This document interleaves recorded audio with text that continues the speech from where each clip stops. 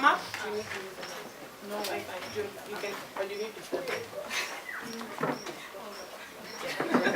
For voice protection. We'll allow her to speak and then we'll give some time for discussion and, conversation around it, and let's see. All critiques are not personal. Let's allow that. Thank you, thank you, thank you. The pressure of being the last speaker. So basically, I'll be summarizing what everyone said. So I'm allowed to take my time a bit. Firstly, I want to clear the myth that feminism is misunderstood. I think in this day and age of knowledge, so much knowledge everywhere, especially for the type of people that claim to misunderstand feminism, I think it's a bit deliberate, but I might be wrong. I think men and people in general know what feminism is about. I think feminism is feared, not misunderstood. It is feared because it calls for a shift in power, a disruption of the status quo. Same as other power structures like white supremacy, racism, those who benefit from these structures do not want things to change, because empowerment means they must relinquish part of their power, some of their power, make society more equal, if God forbid. Needless to say, as my friend Tuweni said, as a feminist, I refuse to offer free labor to make people, especially men, understand feminism. It is not my job. As Audre Lorde wrote in one of her books called Sister Outsider, women of today are still being called upon to stretch across the gap of male ignorance and to educate men as to our existence and our needs. This is an old and primary tool of all oppressors, to keep the oppressed occupied with the master's concerns. So I will not do it. As per the title of my talk, yes, I'm angry. The first Google definition of anger is a strong feeling of annoyance, displeasure, hostility. Many times I find this definition lacking, inadequate in describing how I feel. So I call upon those who constantly call feminists angry to do better. And call feminists, find a more fitting word, a stronger word to describe us. It is also very interesting to me that people are angry at feminists for being angry and not at the oppression that makes us angry. My feminism, and here I'm talking about black feminism, is all the rage. And we need all the rage. Feminism gives us women a common language for thinking about how the patriarchy and sexism work together basically to fuck shit up for everyone. Anger, the rage, is a powerful source of energy for serving progress and change. And to address the men in the room, including my friend Billy, my talk has what people call male bashing. Just another distraction, in my opinion, to the real problems that women face. Because last time I checked, none of the men died of male bashing. And yet it seems like this is the biggest and the most grievous sin that feminists have committed against men, not liking them. So this is a trigger warning for men. Today I thought I would perform a bit of charity, because everything that I'm going to talk about and all examples that I'm going to give are things that we see, that you can find in books, that you can find on the internet. But there's an insistence that we must dispel feminism myths and we must continue to help people to understand. So I'll grant you that Egisa today and discuss feminism, although it can be found in books and in listening to women, and listening to understand and not to counter-argue what we are telling you our experiences are. Yes. From our early socialization, we are taught about virtue and to be prepared for marriage, as some previous speakers have already mentioned. Well, men are taught how to want and get, to speak up, to be served, to desire, to take, and to decide things on their own. I'm 30 right now. I turned 30 in January. And I can't begin to tell you the number of people that think this is tragic, that I'm not married. Society wants women to be understood, to be moderate. We can be full human beings. Society cannot deal with our liminal complexity. For example, it's either you are married with children or you're not. God forbid you decide to have a child outside marriage. Then everybody has something to say about you. In marriages, women still take up the brunt of childcare. I've heard so many stories of women giving up their careers and their opportunities to travel outside because of children. For men, this is not even a consideration.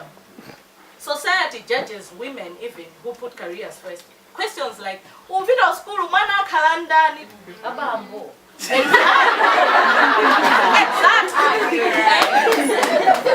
They are laced with trying to guilt trip women and to remind them that their place is at home, apparently. And also, women being overly thankful and grateful for fathers taking care of children. And the language is, "He's babysitting today." Can you babysit your own child? I'm babysitting for life. Women, in terms of our social fabric, they're expected to arrive first at funerals to make sure everything has been cooked. Women are expected to sit in the sun on the floor as men come in and sit on the best chair. Right. Why? I'm angry. Also, when I look at the political spectrum of Malawi as it stands now, so many great women stories keep getting erased. Do you know of the secretaries who made major contributions to the freedom struggle? The women who mobilized. Puloa Muchire. Where are their stories? Where are their holidays? Where do we celebrate them? I'd like to ask the audience, have you heard of Victoria Auko? How many people have heard of Victoria Auko in this audience except for Tendai, my friend? How many of you have heard of her? No one? Okay, let me tell you her story. When the Catholic bishops wrote the pastoral rate in 1992, she was just 16 years old, okay? She carried copies of the letter across country and distributed them to districts in the north. She hid the letters under her clothes, risking her life as she crossed different roadblocks that were mounted for people like her. She used her petite size to her advantage, and so she dodged most of the searching, or she got away with just light searching. But you don't know about her, do you? If it was a man, we would have a statue, I'm sure. And there are so many other women that contributed to our liberation struggle and to the fight against the one-party regime. Where are their stories? Do we celebrate any woman's holiday in Malawi? No, we do not. And I'll touch a bit on what has already been mentioned. I think Beatrice mentioned it, about how when a man fails, we judge them individually. And if you ask for my opinion, all the presidents that are men in Malawi have been trashed, basically. But we've judged them individually. Oh, Bagiri, 10 years, oh, he didn't do very well. But the next time, we vote someone else, another man, oh yeah, he didn't do very well. I've never heard of us sending the male species to mass for them to learn their manners and do better. But when it comes to women, we put the burden on women. Joyce Banda, our first president, when she was voted out, the message was that she had failed, and so all women had failed. And may I please ask a question? According to Malawian politics standards, did she really fail? Who are we comparing her to? Did she? Yes. Violence against women in politics has a different sort of uniqueness. We've seen cases of violence in politics that have involved men as well. But in women, it involves using our bodies as weapons of war. Because as someone, I think Jessica mentioned, that we have been made, we've been socialized to think our bodies are shameful. If you are naked, you should be ashamed. So that is what they use to shame us. The recent case of political violence, a woman was stripped off she was stripped. Why was she stripped? Because nakedness demeans us. It is supposed to demean us, which is why people were falling over themselves to arrest Beatrice when she carried a placard that said, "My pussy, my pride." Because that is supposed to be used by men to demean women, and they did not like that we took back our power. And following that incident, a historic thing happened in Malawi. Women across all party divides came together to give a press conference and march to say, we say no to violence. But guess what the media gave us? The centering of a man. I will not even waste my time to talk about what they did. But the story, the historic moment was lost in the centering of a man. And the media in Malawi, I would like to address them now to say you need to do better in how you portray women in Malawi. Women's stories must be about women, not about men. No, we are tired of it, and that is one reason why I'm angry. Yeah. When we talk about the workplace, double standards. As a woman, if I'm going to vie for a top job, I have to have had 50 years experience, 3 PhDs, crossed Indian Ocean thrice by canoe, and I got to Kilimanjaro mountain top twice maybe, or 3 times, for me to vie for a top job. For a man, he just has to be good enough.